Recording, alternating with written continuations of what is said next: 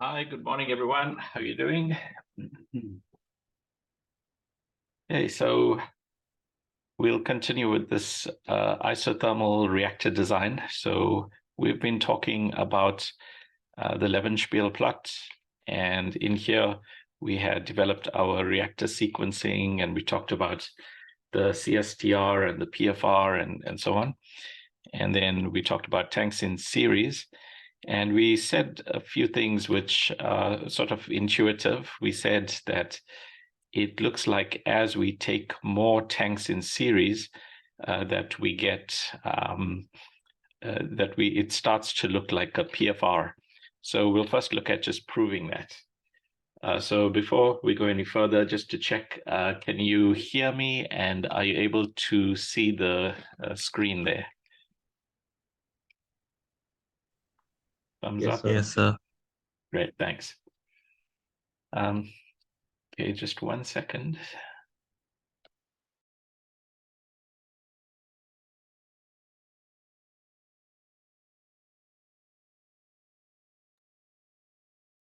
Okay, and let's head on down here. So we had done this example, right? The last thing we looked at was what was the optimal volume. So we looked at maximizing that area, that space that we said is the saved volume.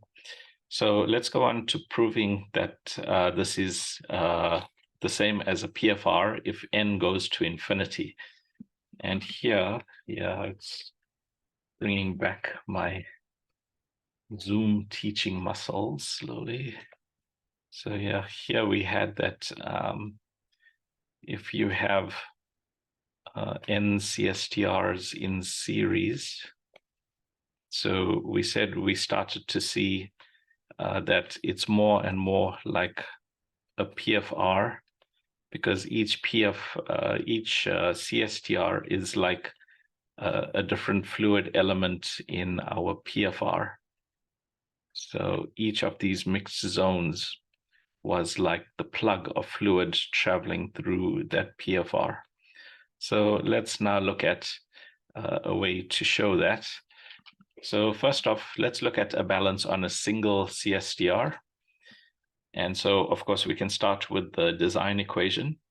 And so we're familiar with this form, right? The ratio XA over tau is the rate over CA in, and just check the units. This is dimensionless, this is time. So 1 over time, this is moles per second per cubic meter. This is moles per cubic meter, so this is per second here. So the units work out. So we can rewrite this in this form. And then let's look at a first order reaction. So in a first order reaction, the rate becomes kCa, or we can rewrite it in terms of conversion like that. So substituting for Ra down here, that's what we get, and the Ca ins can cancel. So we're left with a form like this. Then if we imagine multiplying out 1 minus Xa on both sides, and then grouping together the Xa, right? Maybe let's just do it here quickly.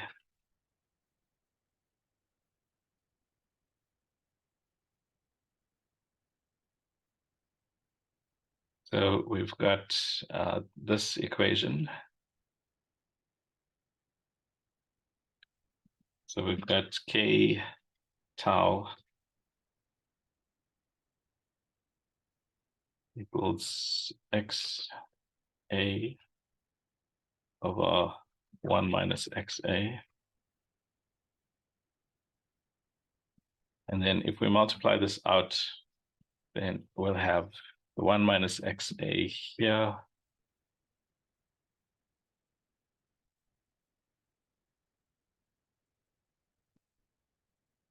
And then we just have XA on this side.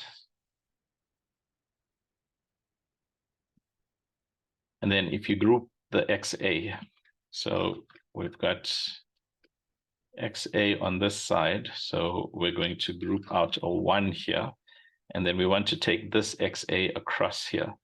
So this is a minus XA K tau. So when we take it across here, so we take this across, so this becomes a plus K tau.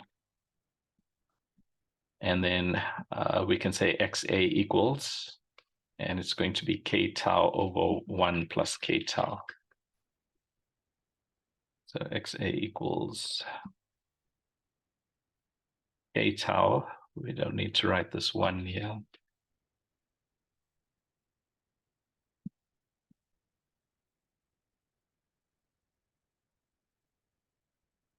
And if we look at this, it has the expected features. Let me just write it like this.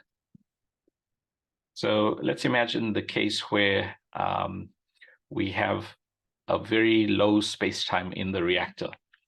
So if tau is very low, or let's say the reaction rate constant is very low, that means we have a very low reaction rate, then this number is very small. And then that means this number in the denominator is very close to 1.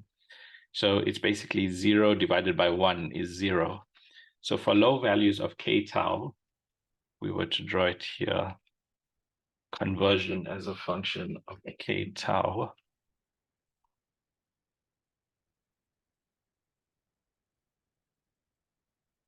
We can see for low values of K tau, we are close to 0.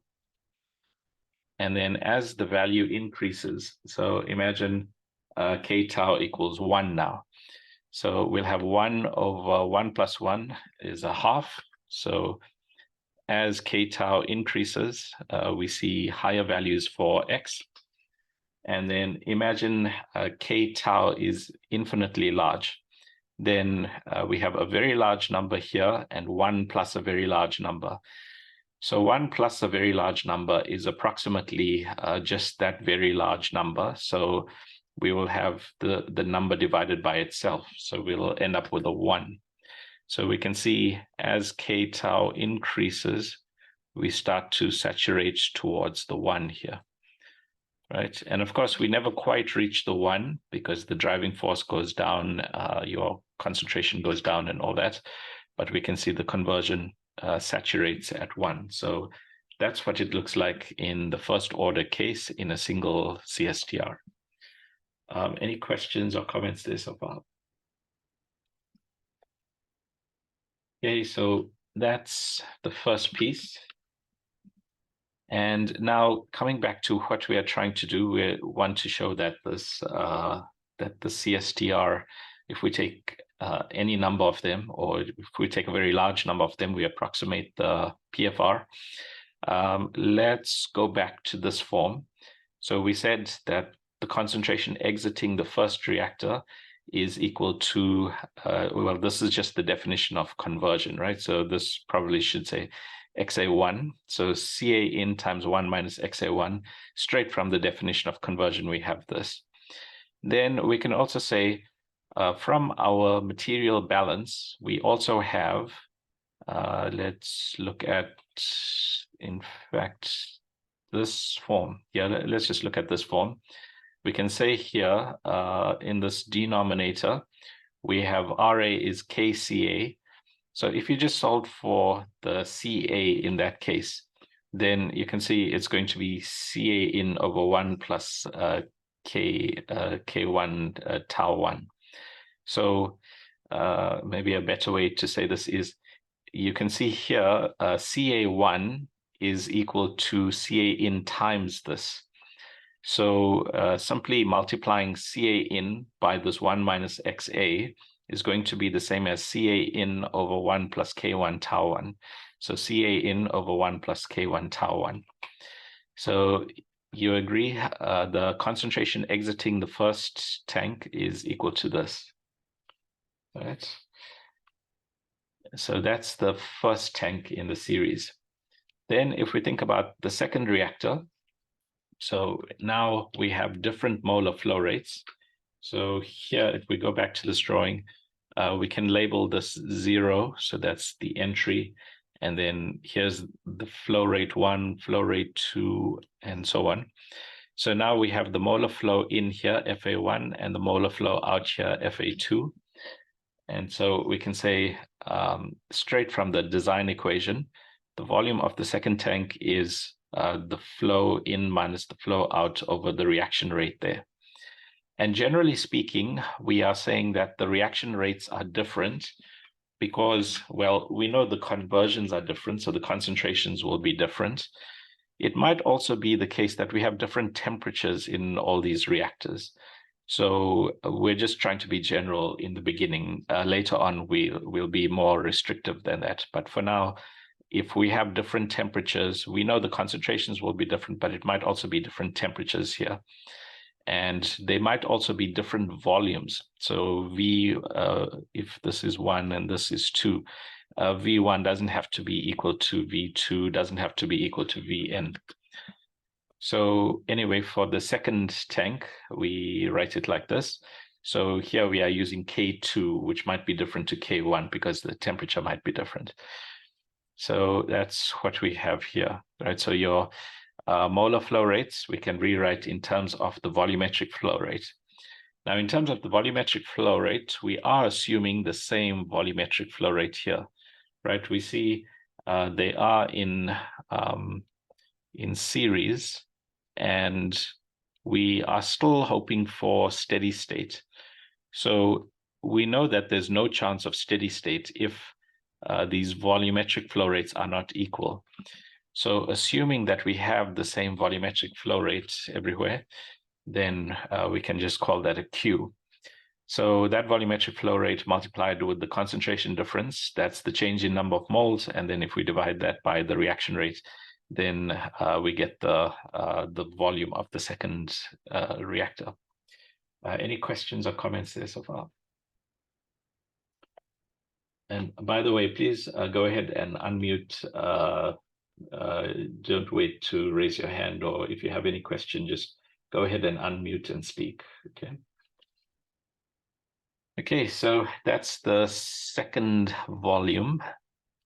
And if we look at this, we can now, we can say, well, we can take V2 divided by Q. Right, so V2, remember our definition of the space-time. So when we do space-time, we just say tau equals V over Q. So that's our standard definition for space-time. So now we are going to take V2 over Q. So we can call that a tau2, right? So V2 over Q must be the space-time in the second reactor here. And this space-time is generally different to this space-time because we said the volumes might be different. So if the flow rates are the same and the volumes are different, then we must be spending different periods of time in that second reactor. So we define a tau2 there. So looking at this expression, we can just say V2 divided by Q. That's going to give us a tau2 on this side. And then again, we can multiply out by K Ca2 and then group for Ca2. I guess we should do it. Let's scroll this up a bit. And so here we can say, we can see V2 divided by the Q here. That's going to give us a tau2. And then left over on this side, we'll have Ca1 minus Ca2, Ca1 minus Ca2, and in the denominator minus K2, Ca2. And then if we multiply this out,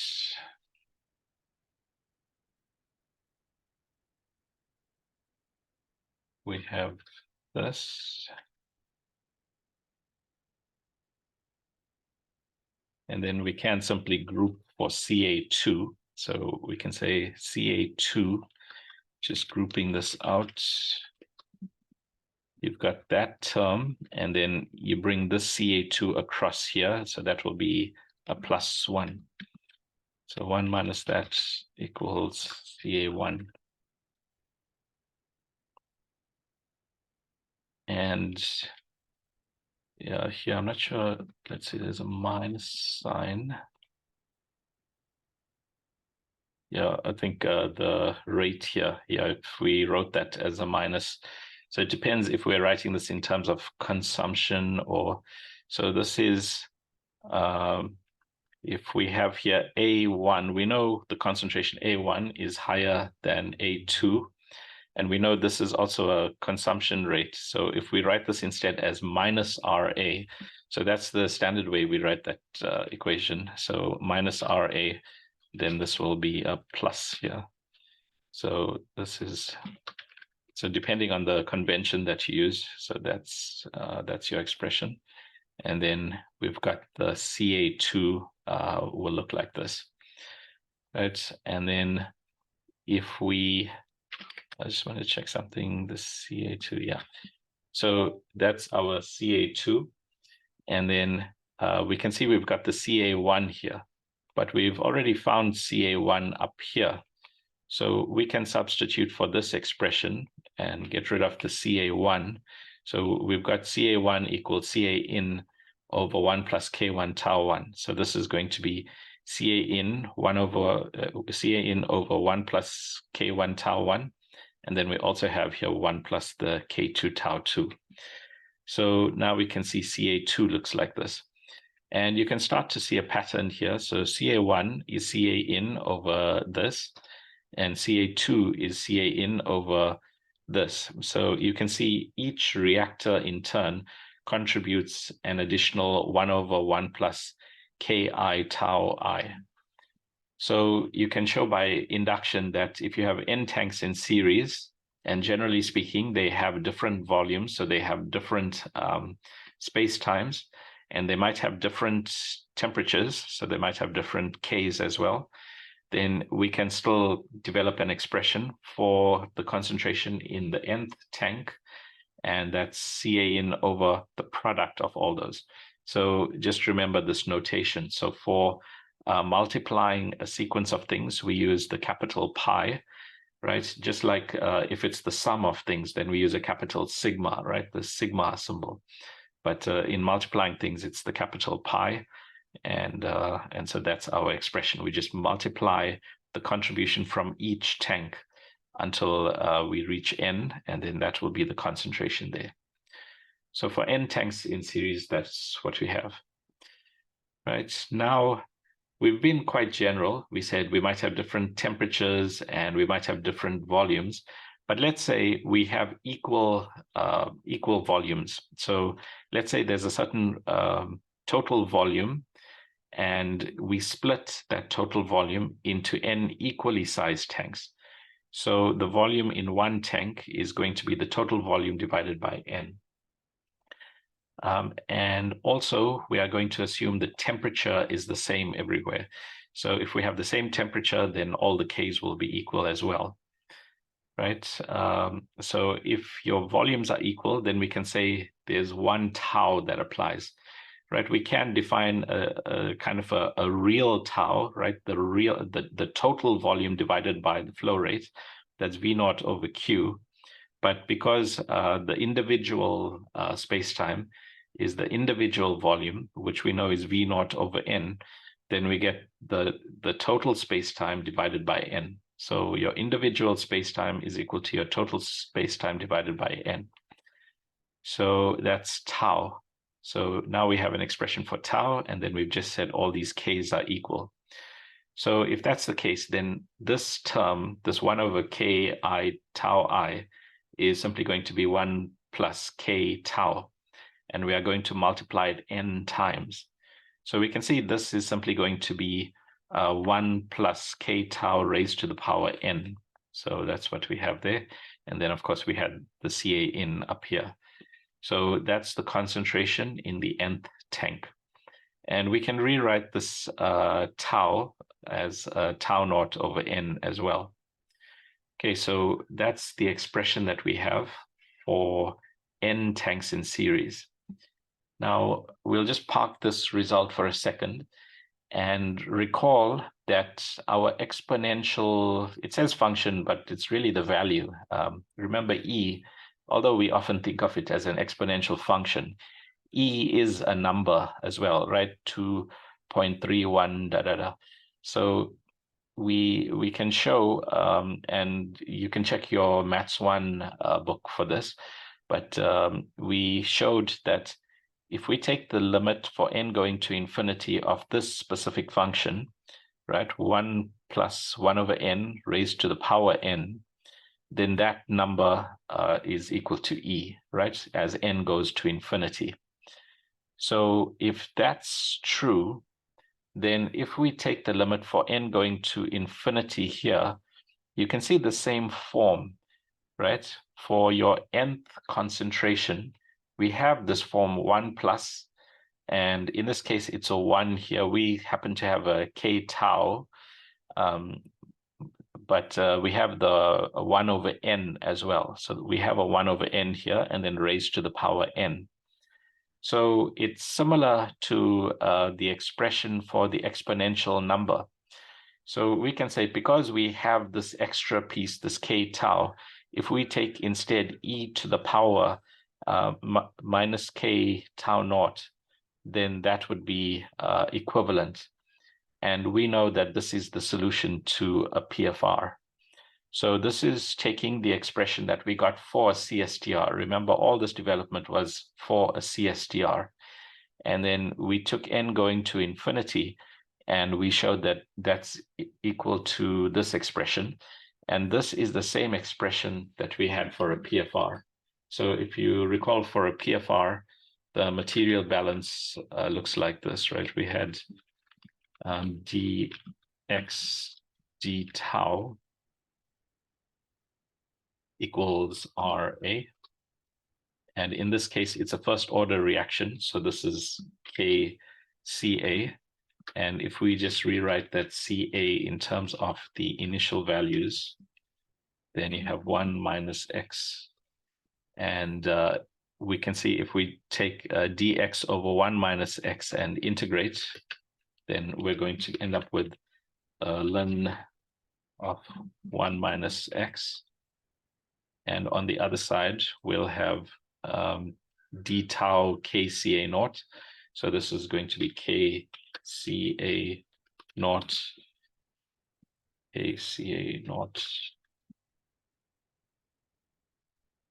times tau. And then if you integrate it, you'll get the exp of this side. So it's going to eventually be 1 minus exp of the CA naught k tau. And so you can see the same form of expression arising there. So the exponential arises in your PFR balance in a similar way. Okay. Any questions or comments there? Okay, so we can take that as proving this case that our Tangent series, when n goes to infinity, we get the same as a PFR. And then the other comment we had made was that, well, we don't have to let n go to infinity. If we have perfect mixing, if we just let n equal 1, then we can see that we will get we'll get CA1, which is the same as our material balance. CA1, and this will be CA in over 1 plus k tau. So that will be the same as the single CSTR material balance. And then for the in-between case, in the real world, we are somewhere between perfect mixing and perfect segregation. So we could think of finding an N or proposing an N and seeing whether our real reactor fits that case. So that's our Tangent series. Okay, so if there are no questions on that, let's now take a step back to our material balance. So, excuse me, sir. Sure. Hi. Sorry, sir. I just wanted to ask, when you have time, would it be okay if you could go over the example that was actually in Tangent series? We were doing it on Friday, but we didn't come around to completing or going over the solution, and I tried doing it at, yes, this question. I tried doing it at home, but I was just very confused as to how to go about solving it. So do you think maybe we could do it when you have time? Sure. How about, is it this question? So it's the whole question in general. Okay. I tried doing A and B, and I was just getting so, I thought I had an answer for B, but I was lost, and it turns out I did it wrong. So yeah. Okay, sure, we can, yeah, and maybe in person it's going to be better to go through it. But just quickly, if we look at part A, what's the total volume required if each reactor contributes equally to the conversion?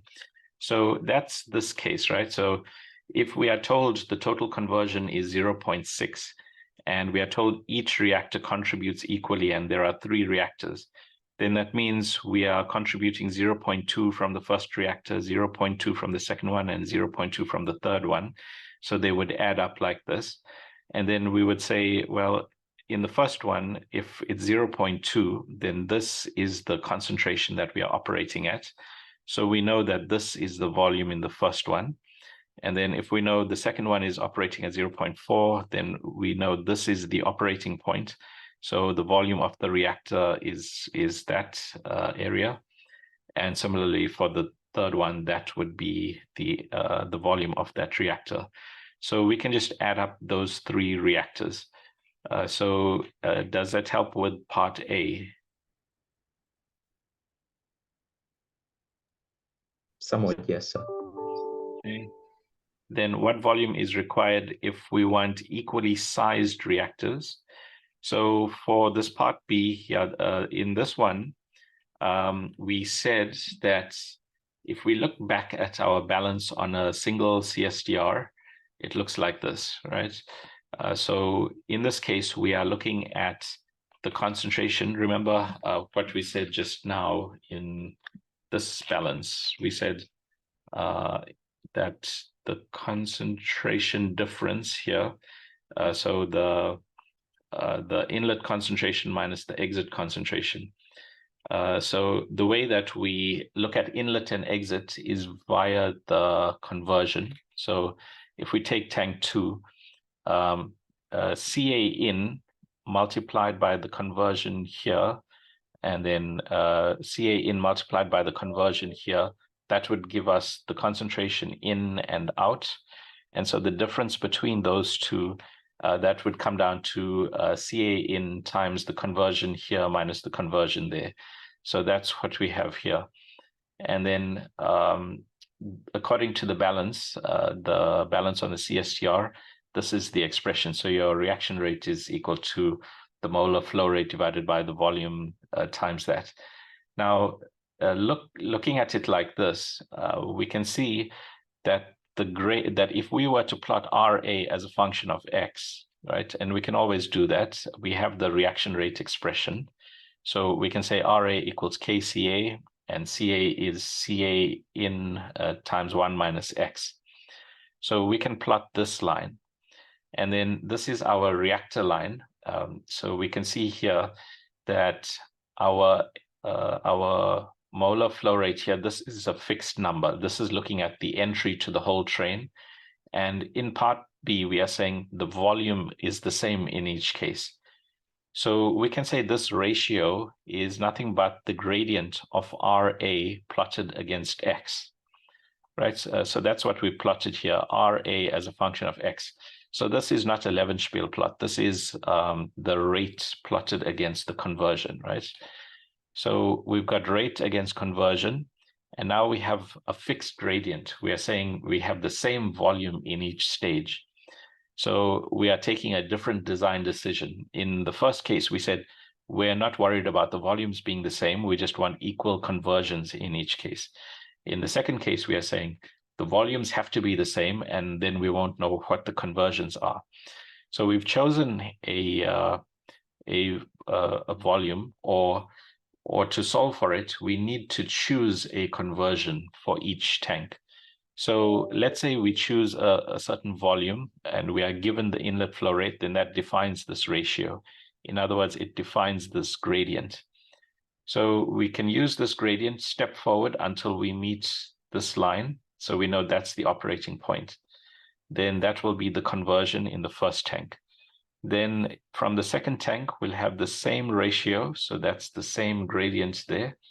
And so we can step up along this line.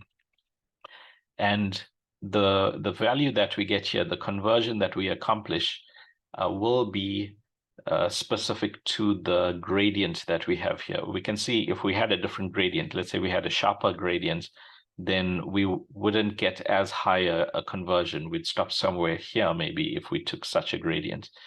So we can try different gradients until we reach the conversion that we want. So in this case, if it's 60, we can see we need a sharper gradient here to get to that 60. So that's the approach there. Does that help, at least in terms of the method?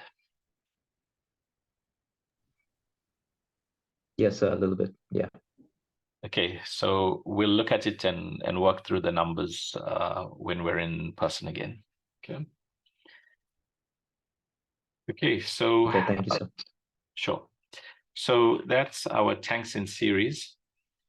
Any other questions or comments on tanks in series? So for the equal conversions part, you said that we have to take the area under that specific reactor. So like if you have a equal conversions, so do you take the whole area under all three reactors, or just what do you do there? So equal volumes, let's see, yeah, equal volumes. When you look at volumes, this is not the same plot. So there's no area that we are tracking in this plot. So this, because it's not a Levenspiel plot, yeah, the area under this, yeah, it doesn't really mean anything. Well, RA times XA, that has something to do with, yeah, well, no, it doesn't really have a meaning. So area on this plot is meaningless, right? It's only on the Levenspiel plot where XA over RA, that's proportional to the volume. So if we were to try to get equal volumes on this plot, right, we can try and do something there. So let's say this is our curve. So we've got our, let's say that's our plot. Let's say that's our curve on the 1 over RA on the Levenspiel plot. And let's say we've got a certain volume here. So let's say in the first tank, we got this volume. Then we could think about trying to get the same area. So if we look at this curve here, we can see we've got higher values in X, but we could say, well, I can simply calculate the area here, and I can produce another little box which will have a similar area to this. So perhaps a choice like this, it might be the case that, yeah, maybe that's a bit too far, maybe somewhere here. No, not quite either, so maybe here. So if you look at these two, and if you were to calculate their areas, if it turns out that this area equals this area, then you can say, yes, these two reactors are equal in volume, and now I can read off my conversion.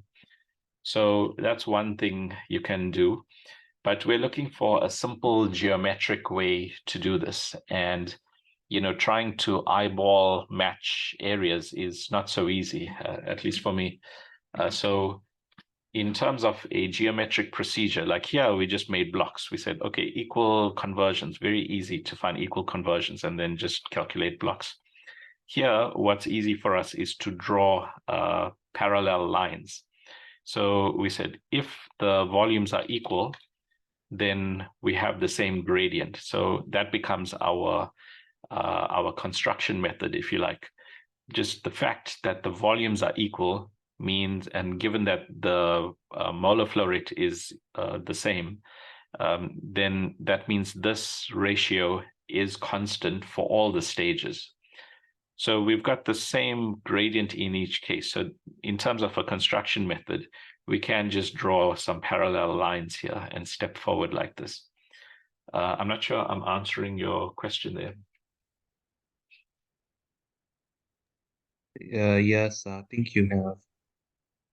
Yeah, so area doesn't mean anything on this plot where it's just the rate versus the conversion. The construction method is following parallel lines. It's just that the complication then is we need a volume. To start drawing this, we need a gradient, right? In this case, we didn't need a volume. We just had a conversion. We chose conversions. In this case, we need to specify a volume. And so we don't really have direct control over what conversion we'll get. But we can try a volume, see what conversion we get. And then when it's not the value we're looking for, we can adjust this. We can see we've overshot here, so we can use a higher gradient, and we can slowly move this until we match the desired conversion. So that would be the method there. Okay. Any other questions or comments on that?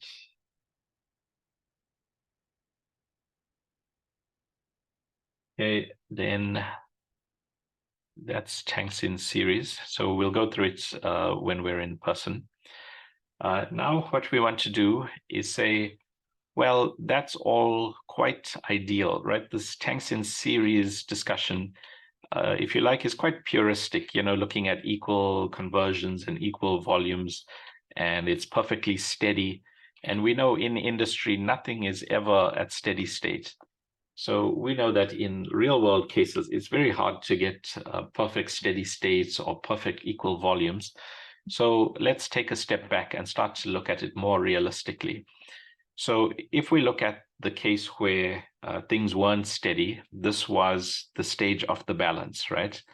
And this is still a CSTR. This is still not the most general balance because we are using perfect mixing here. We are saying that the reaction rate is the same everywhere in the reactor. So we can just multiply by the volume.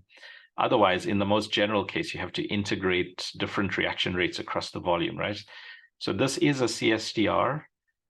So it shows up through the perfect mixing here.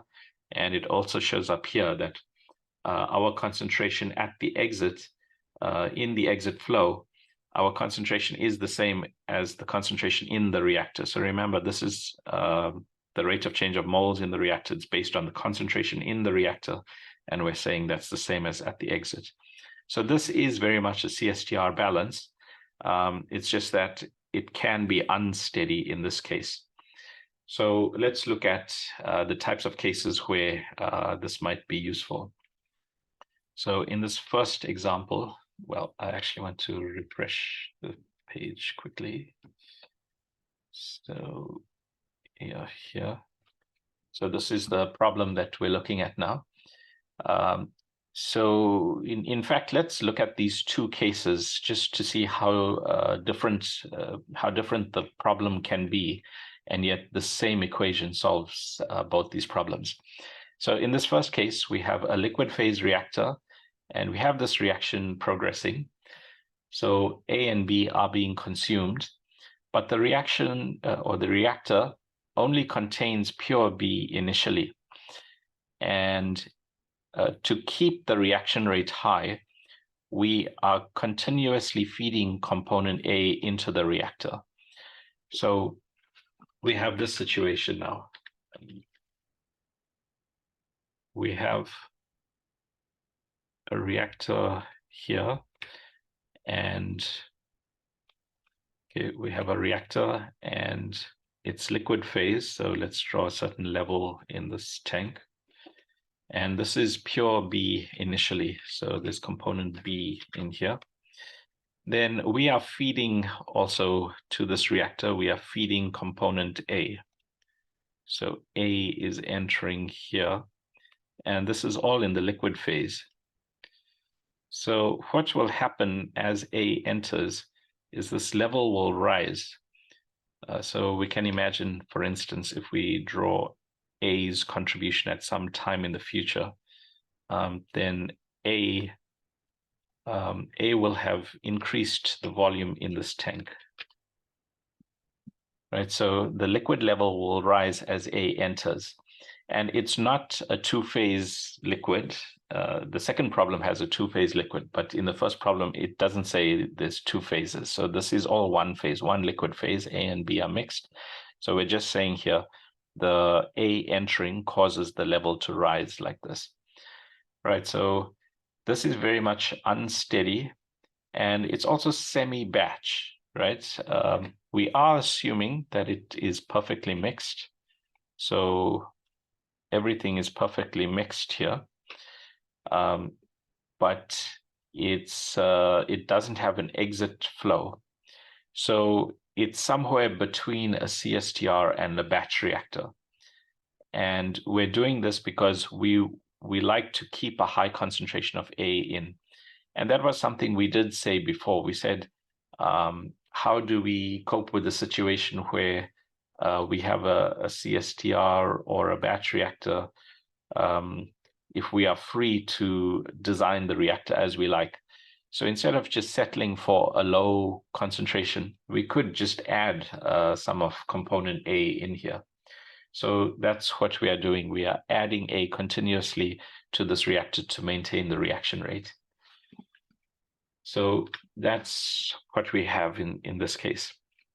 So we are asked now to develop the balances to monitor the concentration changes in the reactor.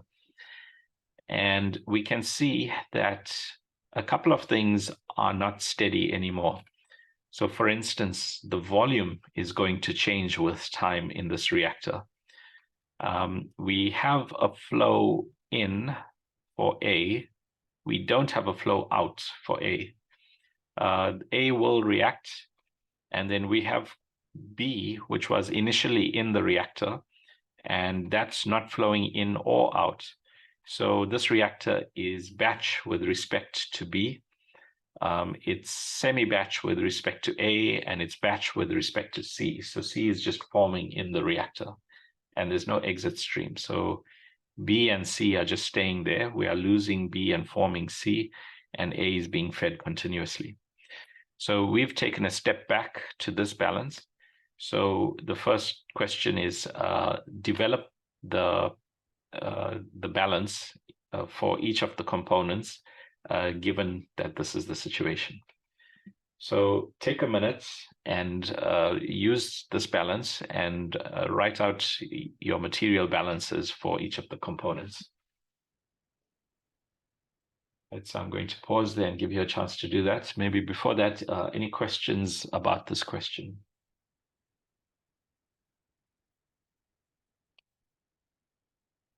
Okay, so go ahead and write the balance here quickly.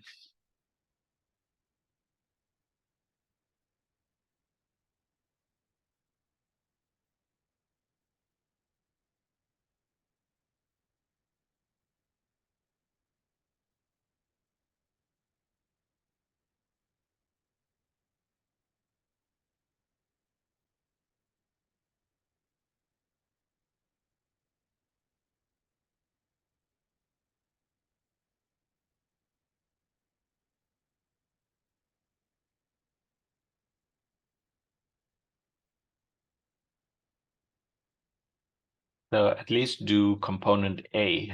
So maybe start putting your hands up when you've got a balance on component A at least.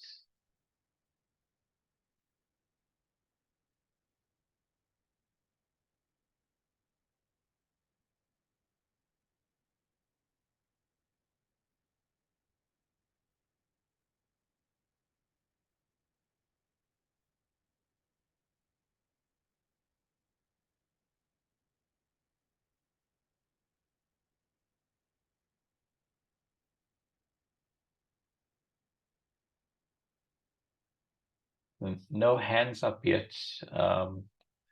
Is there, are you, Sir, yeah? sir, can I try integrating both sides of the equation? Can you try to, sorry, I didn't get that. To integrate both sides of the equation. So don't try to integrate anything as yet. Just develop this balance. Write the version of this balance that applies to A in this context. So it sounds like you have the balance. So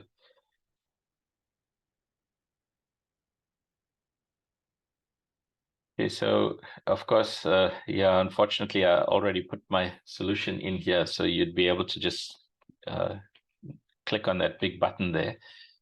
So if we look at the balance on A, you've got the rate of change of moles of A, that's equal to V.Ca. Now, we normally just say, oh, at steady state, the volume is constant. And then, oops, I see I've missed a V here as well. So I just want to amend my solution quickly.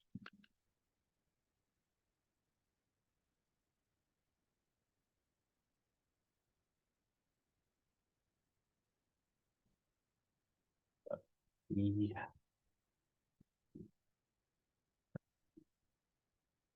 Yeah, I'm going to have to make a few corrections as we go. So we've got steady, so here's this. Okay, so we've got the rate of change of the moles of A is this, and normally we just say volume is steady, so we cancel it. But now we can see that the volume is going to change with time, right? We can see this level is rising, and that is effectively the reactor volume. So the real reactor volume is, of course, the pale blue outline.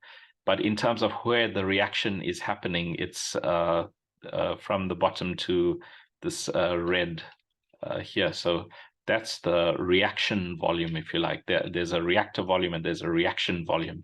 So, of course, we are always talking about the reaction volume. This is the reaction volume. So we have to acknowledge that this volume is changing in time. And so we can say this, right? There's only inflow. So your volume is only increasing. So we can say dV dt is Q in. And so the volume as a function of time is the initial volume plus Q in times T. So this assumes that the inlet flow is fixed and constant. And if we look at the problem here, it says, so we had pure B at a volume of 28.95. So that would be our V naught. We only had B initially, so we have V naught in the reactor. And A is fed continuously at a flow rate of this.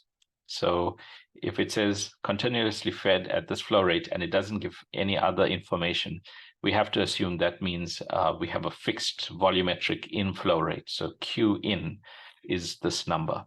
So that's fixed. And so we can say if this is a time constant, we can integrate it like this. And now V naught is known and Q in is also known. So this is volume as a function of time for us. So now we know at least what to do with this unknown V function. We have to think of V as a function now. And then we have an inlet flow rate and an inlet concentration. So this is given to us. We have A is fed at this flow rate and this concentration. So this is defined. We are given that the reaction is elementary. So we know we can say KCACB. So that's there. And then the volume, like we said, we need to include here. Then so that's what we can write for component A. For component B, we can say B is not flowing into or out of the system. So we don't have any flow terms. So B is only being consumed from this reactor. So B is just disappearing. So we can say KCACB times the volume. And then C is forming. And of course, we don't expect to be feeding C. We don't expect C to be there initially. So the concentration of C or the number of moles of C is increasing like this. Okay, so those are the balances we can write on all the components. So that's that part. We've developed the relevant balances to monitor the changes in concentration. What's the maximum amount of product that can be formed in one cycle of operation?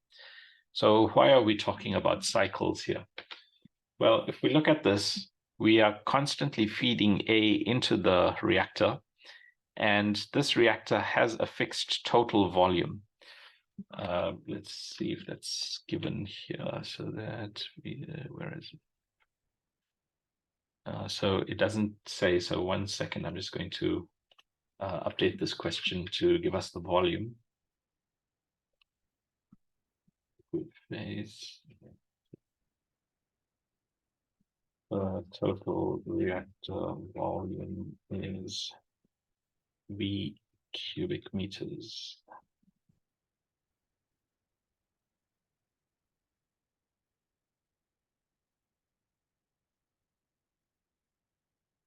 Just it here.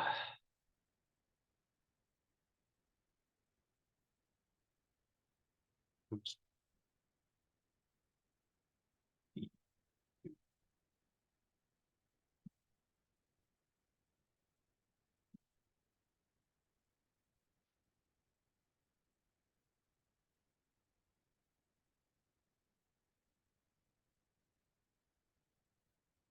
Okay, so we have the total reactor volume is 81 cubic meters.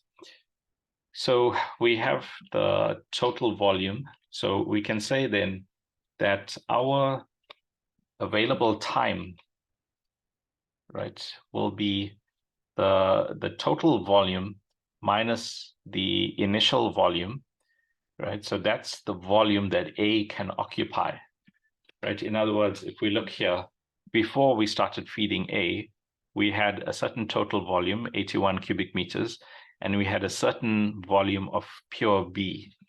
So the pure B parts occupied 11 cubic meters. So the difference between these two, right, 70 cubic meters is what A can occupy. So if we are feeding at a fixed flow rate, then that 70 cubic meters divided by that flow rate will tell us the time that's available for A to enter here.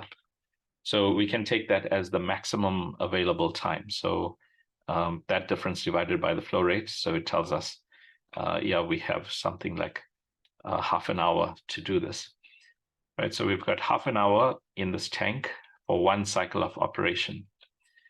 And then we want to determine the amount of product that we can form in that one cycle of operation. So to do that, we continue with our balances. And here I can see I've missed this volume again. So I need to include this in my solution. So I'm just going to write this as, let's see, let's just correct this.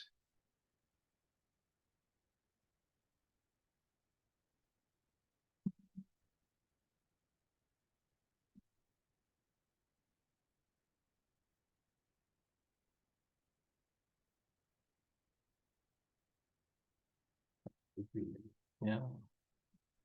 Just give me a second. I'll be with you now.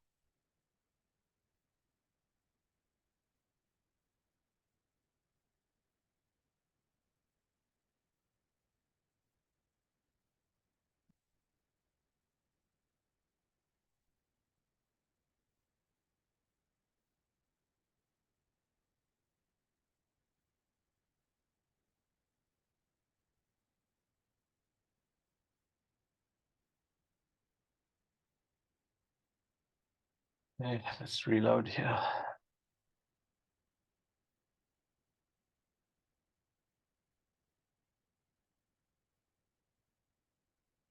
Okay, so we've got for A, that was the balance we had.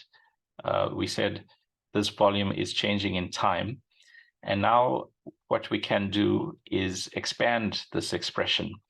So we know both volume and concentration will change with time, right? So even though we are feeding A in at a fixed concentration, the concentration in the reactor will change with time because it's also reacting, right? So A is being fed and it's reacting, and we are not at steady state, or we have no reason to think we are at steady state.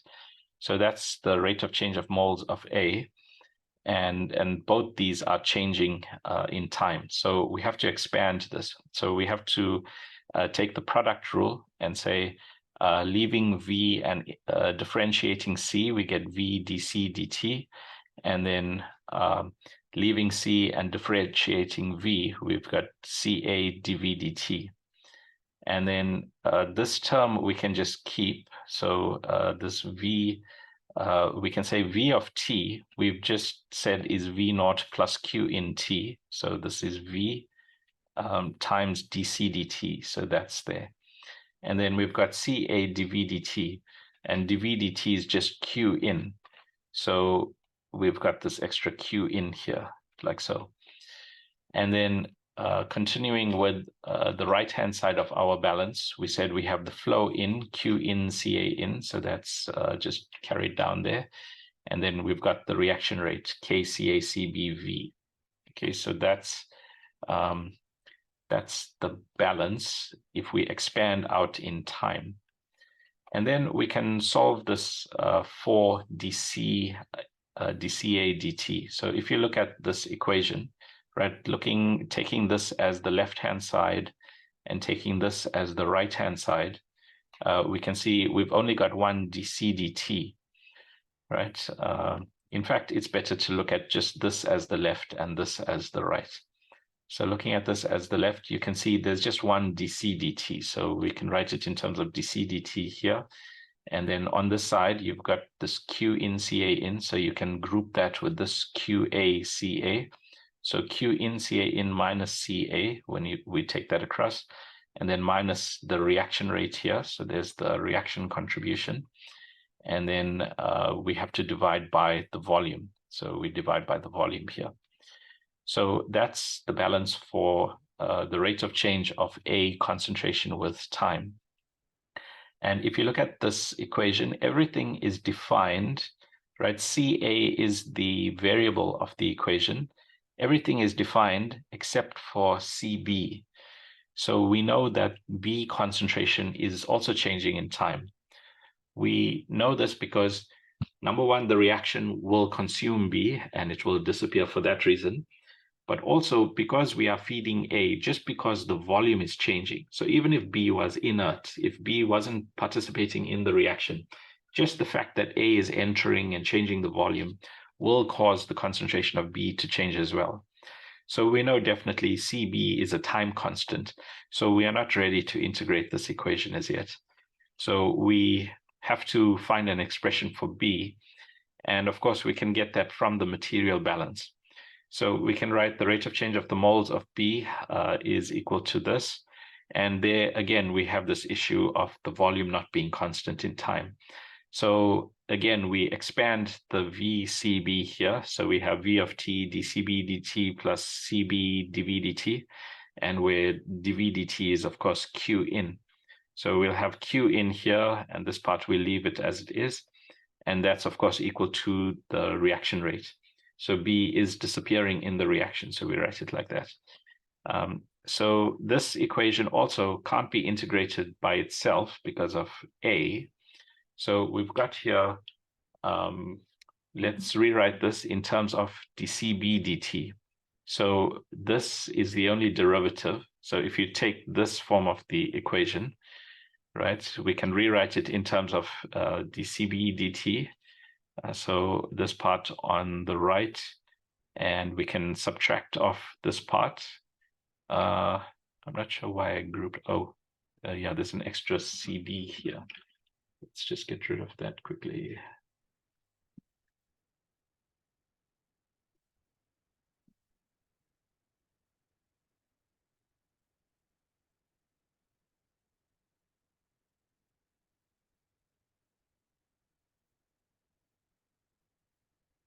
Right, so we've grouped out CB and we've taken this term across, and then we have this divided by VT. And of course, V is V naught plus Q in T. So this V should also be substituted for that here. So now we have dCB dt. And we do have a CA here. So In both cases, we have the similar issue. In the A equation, we have a CB. In the CB equation, we have a CA. So these are coupled ordinary differential equations. So we need to integrate them simultaneously. And the right way to do this is using an ODE integrator, or these are, it's possible that there is an analytical solution for these equations, but of course, you can always numerically integrate it. But of course, in a test or exam situation, you need to do this. You need to make some approximations. So it does suggest in the problem, take 3 steps in the integration. So it is expecting us to solve this and get numbers for it. So to do this, if we're taking 3 steps in the integration, number one, we do have the time, right? You see the number has changed here because I refreshed the page and it changed the numbers here. So that's why the time looks different. But the way to integrate this now is to say, well, we know that the concentration of A and B are going to drop in time. So let's say that's A and B is, well, in fact, A will rise first. Remember, there was none of A initially in the reactor. So A will rise, and then the reaction rate might dominate. So A might do something like this. So that could be A. And then in the case of B, we did have B initially in the reactor. So we expect B to do something like that. So this is plotting the concentration as a function of time. So we need to integrate this. We do know how long we want to integrate for. So we had done that short balance where we said, well, there's only so much volume left over. And so the leftover volume divided by the volumetric flow rate, that's the time taken. So we know that this is the time. And we are told take just 3 time steps. So let's take a step here and a step here. Yeah, so those would be 3 time steps. So to integrate this, we can start with the initial conditions, right? Let's imagine just doing the integration for this part. So if we're just trying to integrate in this region to begin with, then the simplest thing to do would be just to take the initial conditions here. Well, although that's not a really good idea because A's concentration is 0 there. So perhaps what we should do instead is let's look at the balance. So for A, that's what we have. So we can imagine that if the reaction rate is low initially, right? The reaction rate is low initially because there's none of A in the reactor initially. So let's take a first approximation like this. Right? I'm just going to do it here.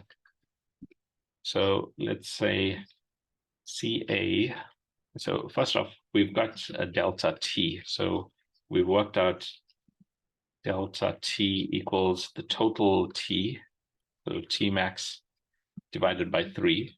So we have a time step suggested in the question. And then we can estimate the number of moles of A that entered during that time. So we can say Na1 for the first delta T.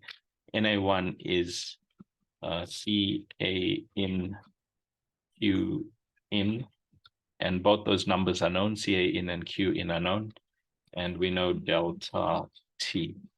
So we can estimate a number of moles for A over the first time period. So that's the number of moles of A that entered.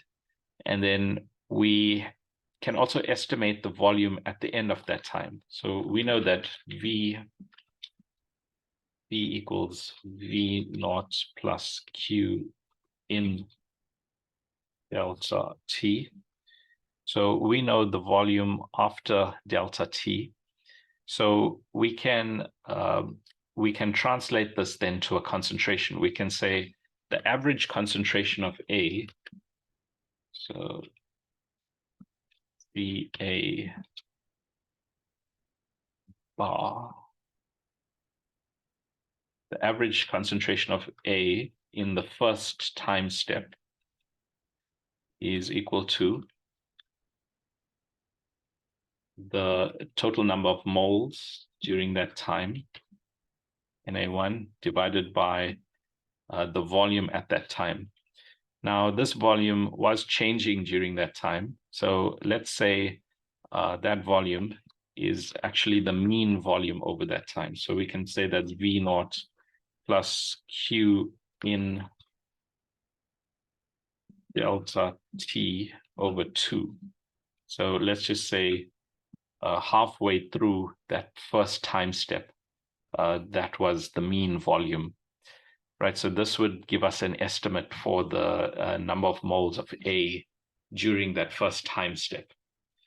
For the concentration of B, let's say the reaction rate didn't completely consume everything so quickly. So the average concentration of B, we could assume that to be just the initial concentration of B. So in the question, we are given the initial concentration of B. So now we have estimates for A and B, and we can look at our differential equations and just substitute those values here. And then that will give us the rate of change. And so we can try and converge this. We can say we have some initial guesses for A and B. If we substitute those in here, we find the actual rates of change of A and B are somewhat different. So we can then use a second estimate. We can try and average that again. We can say the average concentration of A, so CA average equals, and we can say that's equal to CA naught, which of course is 0, plus CA1. So at the end of that time, CA1 divided, and all this divided by 2. And we need to estimate CA1. So we can say at the end of that time, that must be equal to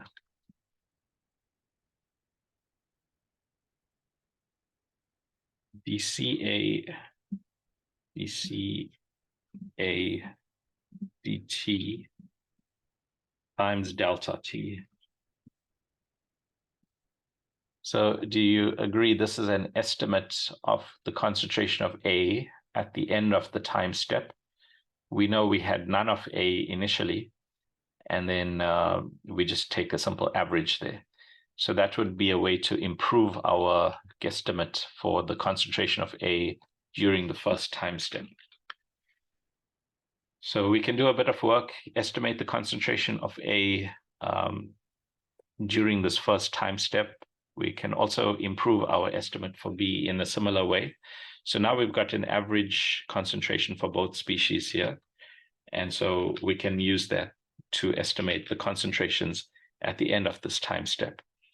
So now we have good estimates for concentrations starting in the third step here. So then we can take the third step and we can say, given those concentrations, we can use these balances and estimate the change, the rate of change of the concentrations again, and step forward and get new values. And then we can step forward and do the last one as well. And so we would then step forward and get the values by the end there. And then because we have those concentrations, we can estimate the reaction rates on average during these 3 periods. And then we can use that to estimate the formation of component C. Okay, so it's a bit of numerical work, but it does give you a good idea about how ODEs integrate and some of the complexities there. Also, what we're trying to look at in this example is, let's be more flexible now. We've been looking at very perfect, ideal types of reactors. Now we can see it's quite easy to find a case where things are changing in time. And so in the case where things are changing in time, we can still use our balances to model that context, and we can develop expressions that can be integrated to accurately estimate how the concentration will change with time. So that's what you should come away from this question with, right? Not the fact that it's hugely bothersome to integrate these things, but it should be the confidence. Yes, I can always integrate forward in time and estimate how things are changing. Okay, so yeah, I've got a comment on the chat, direct message. Yes, I can make that Word document available. I can upload that. Okay, any other questions or comments there? So would it be okay if I could see the graph again? This one. Yes, just a second.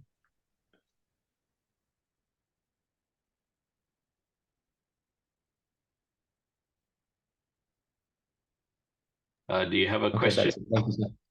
Okay. I just wanted to have a look at it last time. Yeah, I'll save this this drawing and the Word document and upload that also. Okay, so that's the first problem there. Yeah, we'll take a bit more time and work through the actual numbers. So I think as a tutorial. There's another exercise here. In this case, we have A and B giving us C, so the same reaction as the first case. In this problem, we have C forming, and it's giving us a second liquid phase. And in this case, we have to remove that liquid phase to keep the reaction going. So this is yet again a problem where there's a volume change.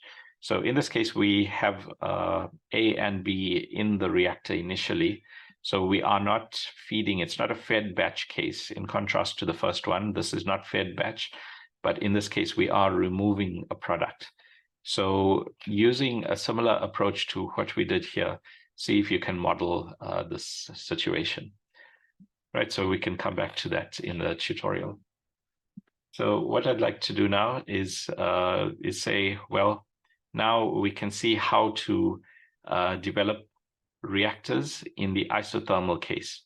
So the assumption in all that we developed was that the temperature remains fixed and constant, right? So that is isothermal. And of course, in a real reactor, that's not at all what's happening. 1 second, I'm just going to save this before I start drawing again.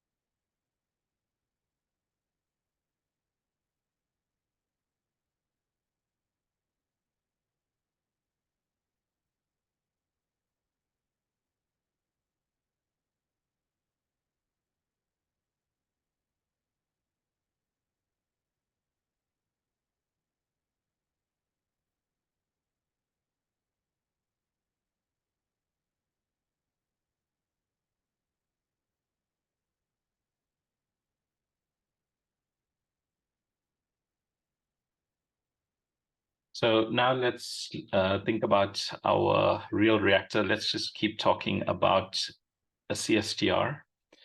So we've got the reaction occurring in the CSTR. So we are feeding a reactant in and we are getting a product out. We are assuming it's perfectly mixed. We are also feeding in at a certain temperature here. Let's call it T1. And let's say this was an exothermic reaction. So if the reaction is exothermic, the temperature will rise and we'll have a higher temperature in the reactor than at the exit. So we'll have a different temperature in the reactor here, T. And so we will exit, if it's perfectly mixed, we'll exit with that temperature T. And this can significantly affect our balance because, of course, we are estimating the reaction rate, right? To solve our balance, we always need to estimate the reaction rate. So even if it's a simple first order reaction, it's kCa. And now this K, right? This K is a strong function of the temperature. Remember, it's an Arrhenius relationship. So K changes very quickly with temperature. And in fact, there was a chemist who once made up a rule of thumb. He said the reaction rate approximately doubles every 10 degrees. So imagine that in just 10 degrees, right? 10 degrees Kelvin or 10 degrees Celsius, it's the same difference in temperature. But just a 10-degree rise in temperature, your reaction rate is going to double. And remember what we saw in the other exercises, that if you had a higher reaction rate, then you could have a smaller reactor. So you can see that you might be designing for some volume and expecting some conversion. And if your temperature changes to an extent which might not seem significant in the bigger scheme of things, right? Typically, the reactors are running 400 Kelvin, 500 Kelvin, and just a small temperature rise can completely change your reaction rate, and hence your expected conversion might be grossly under or overestimated. So we have to very carefully be able to estimate the temperature accurately. And so we need the energy balance to really have a realistic shot at designing these reactors. So that's why we're looking at the energy balance, right? So we've said all this now, that the kinetic constant is a strong function of temperature. It's also saying here, if you have a gas phase, your concentration can also change due to its dependence on temperatures. So that will, again, change your reaction rate there. So temperature, that's extremely important to us. So we have to be able to include the energy balance in our development. So let's start looking at an energy balance, and let's try and do it intuitively first. So sorry, I missed a question in the chat here. Let's just have a look.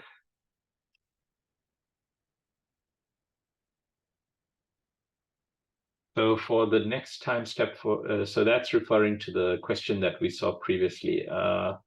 So we'll come back to this problem. Just for the next time step, would we use the mean? Yes, the right thing to do is to use the mean concentration. What I suggested was just using the initial, but you should converge it. So start out using just the concentration from the previous time step, and then use that initially, step forward, and then use the mean concentration and re-estimate and see that it converges. Okay, so there's a bit of convergence to do in those problems. But continuing here on the energy balance. So let's intuitively just write an energy balance first, right? So we would say the rate of change of the energy in the system, that must equal the energy flow in. So if we think about our system, and we are feeding our components, our reactants probably here, then they are being fed in at a temperature T1. And fine, we said this was a cold stream and we became a hot stream here, but still, this is an energy flow into the system. This is still a contribution of energy to the system. And of course, the way to estimate energy through the temperature is by use of the enthalpy. So we would take the heat capacity of each component multiplied by the flow rate of each component, and by the enthalpy. So the enthalpy we would estimate from the temperature. And so that's how we would get the energy flowing into the reactor here. So that's the energy contribution by inlet flow here. And then, of course, we are also losing energy from the reactor here. So when the stream is carried out here, it's carrying out with it, if you like, a chemical potential energy. So just because your components are heated to a certain extent and they have a certain heat capacity, then energy is leaving the reactor here as well. So that's what that accounts for.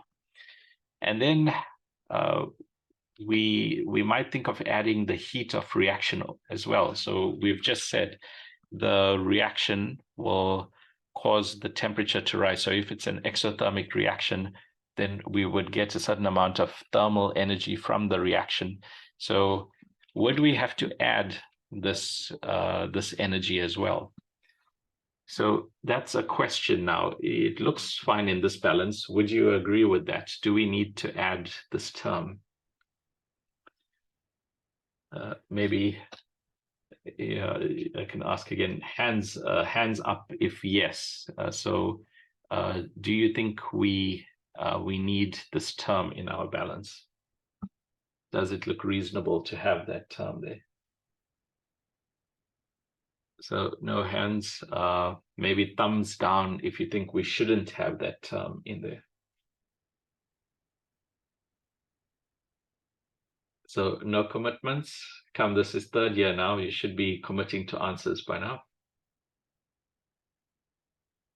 Can we get one person committing to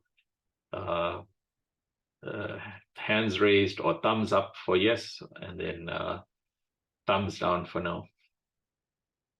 Okay, so Tashin, thanks. So you're saying no. Do you want to say why you don't think we need this term here?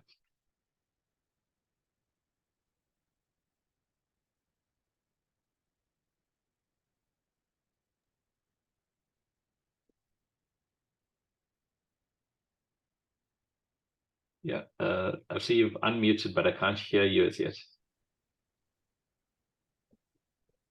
So I'm still thinking as to why, but I don't think that term should be there. Yeah, so But I have a feeling as to no. I'm thinking no, but I don't know why. well, there's always our first law of thermodynamics. We can't create or destroy energy. We can only convert it from one form to another. So if we think about what's happening in this reactor, the only thing that happens is a rearrangement of the molecules. So maybe our molecule looked like this initially, and then it reacted, and maybe it looked like this afterwards. So the only thing that has happened is there's been some molecular rearrangement, there's been some breaking and reforming of bonds. So we are only converting from one form of energy to another. So it's not as if the reaction is magically adding energy into our system. So another way to think of it is that the reactants in the reactor, they already have a certain amount of energy, and that energy can express itself in two ways. Number one, it can express itself in terms of temperature. So these molecules are vibrating and bouncing around at a certain rate. So the kinetic energy, we know the average kinetic energy we experience as temperature. And the other way is simply the fact of existing like this at this temperature. The fact that these molecules are here with these bonds, that implies a certain kind of internal energy. So the fact that now we've formed something else means that we've got a different kind of internal energy. So this was the first internal energy, and here's the second one. We've got a different arrangement of our energy, and that means we'll have a different entropy, right? Our molecules will be moving around in some other way. So we have a different type of thermal energy. By these T's, I mean thermal energy. I don't mean, so I'm just going to write it as like a TE. So thermal energy 2 and thermal energy 1.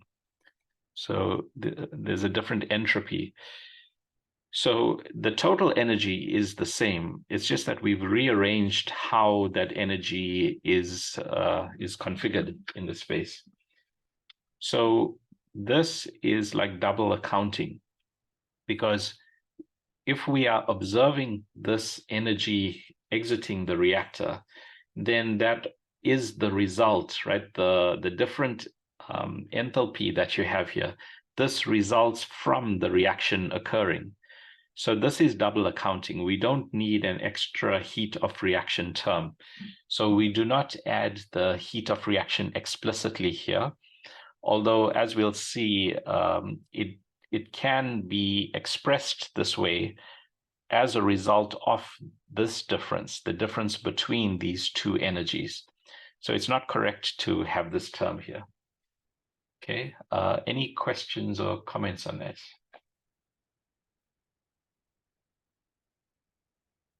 Okay, so we only need these two terms. There's energy flow in and there's energy flow out, and the flow out will be at a different temperature, and that different temperature will be the result of the reaction and so on. But the total energy change, there's no total energy change. So, and here I'm just making the comment that then why, when we wrote the mole balance, do we have a reaction term? Shouldn't we have said moles in minus moles out? So of course the answer there is, in terms of moles, moles are not conservative properties, right? The number of moles can change, so that's why we had to have the reaction term in the mole balance. Of course, if it was written instead of as a mole balance, if we did it as a mass balance, and there too as a total mass balance, then we wouldn't have the reaction term. And so as a first exercise, going back to our basic mole balance here, can you prove that if you translate this to a mass balance, that the reaction term disappears? So we're trying to say here, any conservative property, mass and energy, if it's written in terms of the conservative properties, then you do not have reaction terms. Okay, so I'll leave that to you as an exercise. Okay, so that's the first piece. The energy balance, we don't expect to have this. So yeah, this part, the first law of thermodynamics, the change in energy, energy is not created or destroyed, it's only converted from one form to another. So we'll get a bit more specific. We'll say the change in thermal energy is a Q, and the change in work energy, so work done by the system, is our W. And so when we write our balance, we can say the rate of change of energy is equal to, and here we are including a term because we might be adding heat to the system. And it's often the case that we will be trying to control the temperature in the reactor. So we might do something like add a heating coil here. So let's say we have a coil that's put in the reactor to heat things up, then that is a flow of energy. So we are adding energy to the system there. Or we might put a cooling jacket around the reactor. So if we put a jacket around this reactor, and if we pass cooling water through this jacket, then that's going to remove energy. And how does that energy leave? So through heat exchange across the wall. So we exchange heat across the walls here, and then that heat is absorbed by whatever fluid is flowing in this cooling jacket, and that heat leaves there. So we can add and remove heat to and from that reactor. So that's what we mean here, Q dot, the flow of thermal energy. We can also add work. We can do work on the system. So this is written in terms of doing work on the system. So when we just write a stirrer here, so we've been easily just drawing a stirrer in our CSTR as if it doesn't do anything. But of course, that stirrer is connected to a motor, and then that motor has a certain power rating on it. And so that's power that we are adding. So we are adding a certain amount of energy. So there's a certain rate of energy that we are putting into the system. So that is also energy that's being added to the system. Just the fact that you are stirring does add energy to the system. And then we also have flow in and flow out. So we've talked about that already. Right, so this is a better looking balance, and it has enough flexibility in terms of the things we tend to do to these reactors as well. Any questions or comments on this balance?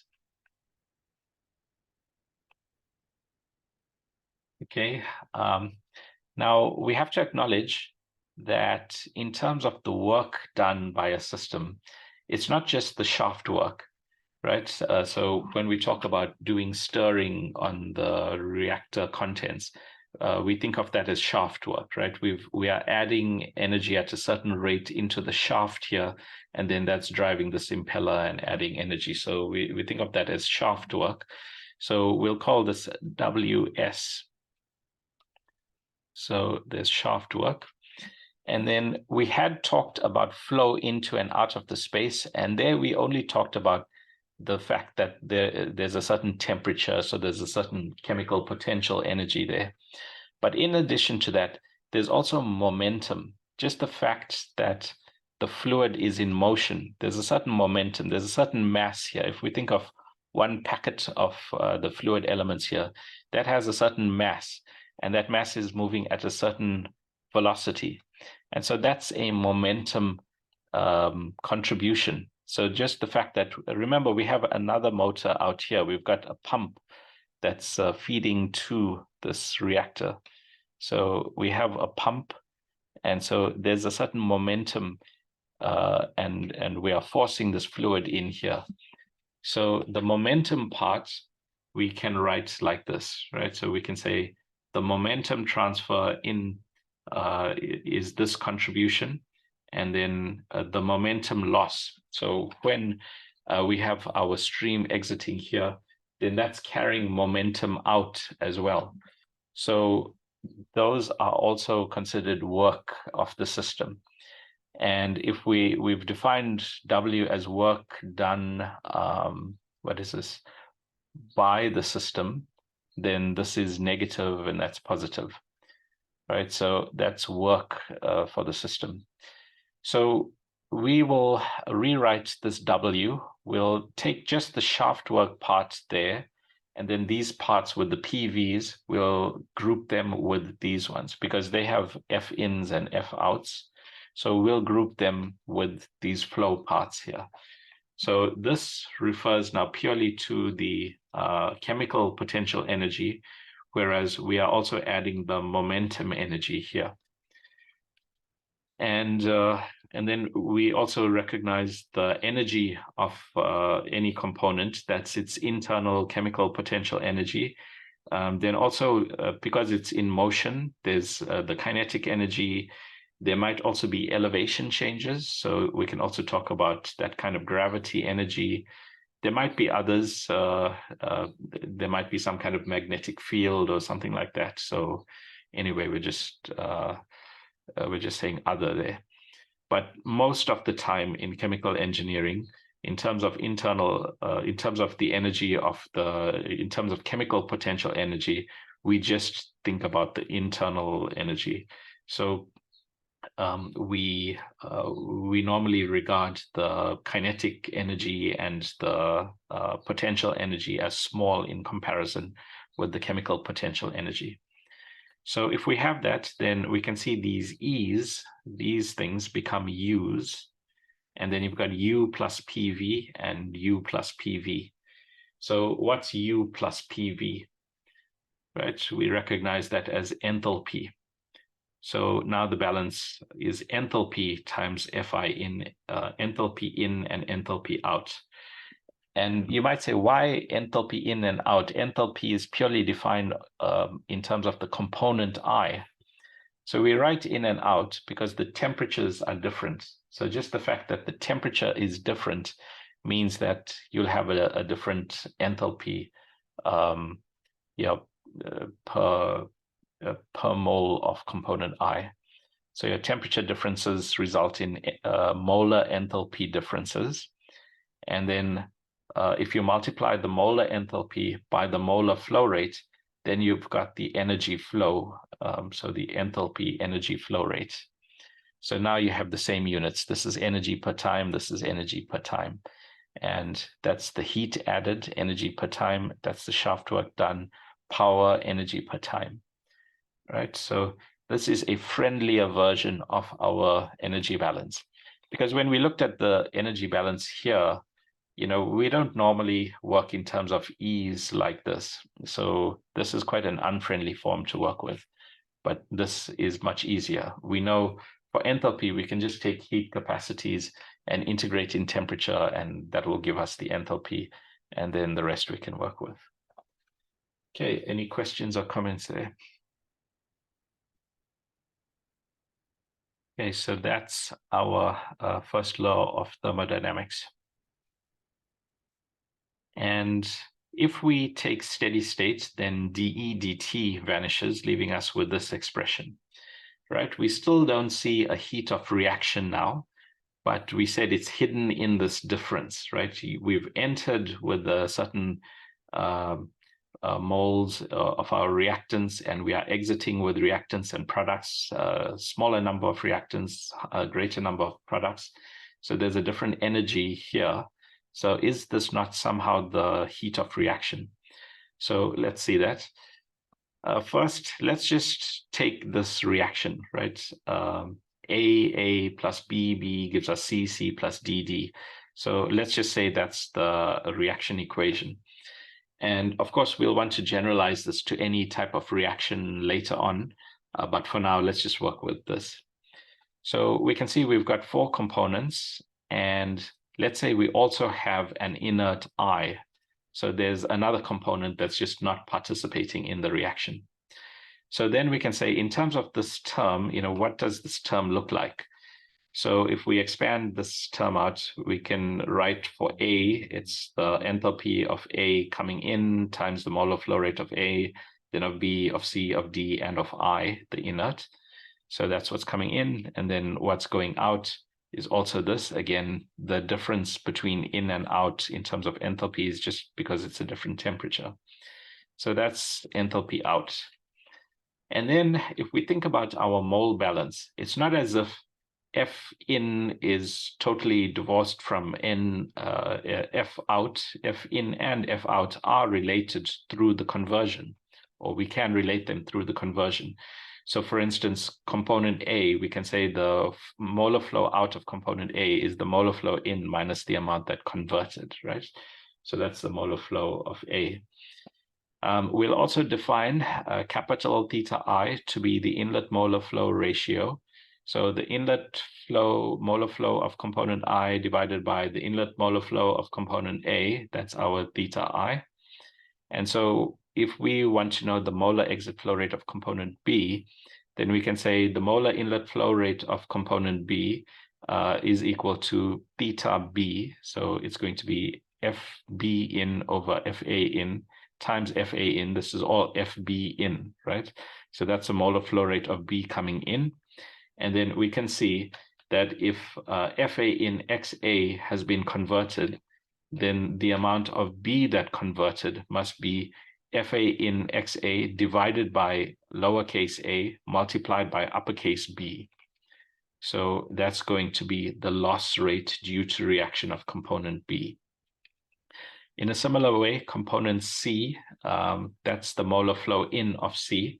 It's probably the case that we don't feed any C in. That's a product. So why would we feed the product unless it's a recycle and all that? But so theta C, that might be 0.